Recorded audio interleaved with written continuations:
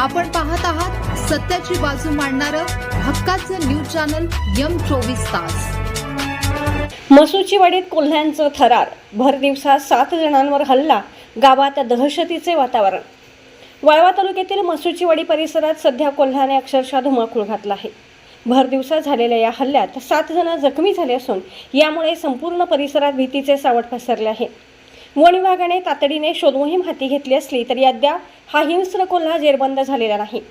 मिळालेल्या माहितीनुसार मसुचीवाडी येथील विक्रम जनार्दन देशमुख हे आपल्या घराच्या पाठीमागे काम करत असताना दबा धरून बसलेल्या कोल्ह्याने त्यांच्यावर अचानक झडप घातली। या हल्ल्यात कोल्ह्याने त्यांच्या मांडीचा गंभीर चावा घेतला आहे। केवळ देशमुखच नव्हे तर या कोल्ह्याने आपला मोर्चा कवटे महंकाळ येथून आलेल्या 2 मेंढपाळांकडे वळवला। त्यांनाही जखमी केल्यानंतर गावातील एका महिलेलाही या हिंस्र प्राण्याने आपले शिकार बनवले। दिवसभरात कोल्ह्याने एकूण 7 जणांना जखमी केल्याची प्राथमिक माहिती समोर येत आहे। हल्ल्यात जखमी झालेल्या सर्व 7ही जणांना तातडीने ईश्वरपूर येथील उपजिल्हा रुग्णालयात दाखल करण्यात आले आहे। त्यांच्यावर सध्या उपचार सुरू असून त्यांची प्रकृती स्थिर असल्याचे सांगण्यात येत आहे। घटनेची माहिती मिळताच वन विभागाचे पथक मसुचीवाडीत दाखल झाले आहे। कोल्ह्याचा शोध घेण्यासाठी परिसरात गस्त वाढवण्यात आली आहे।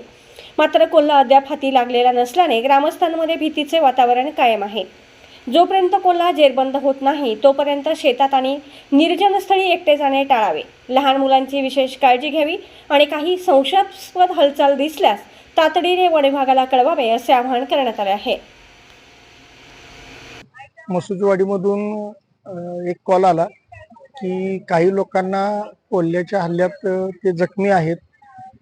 त्वरित आमच्या वरिष्ठ अधिकारी वनक्षेत्रपाल रमेश कांबळे साहेब, वनपाल बर्गे साहेब व वनरक्षक वाघमारे मॅडम यांच्या मार्गदर्शनाखाली रेस्क्यू टीमचे आमचे सदस्य आहेत प्रथमेश पोळ, गौरव गायकवाड आणि मी स्वतः युनुस मनेर यांनी त्वरित आम्ही जाऊन जागेवर त्या शहानिशा केली।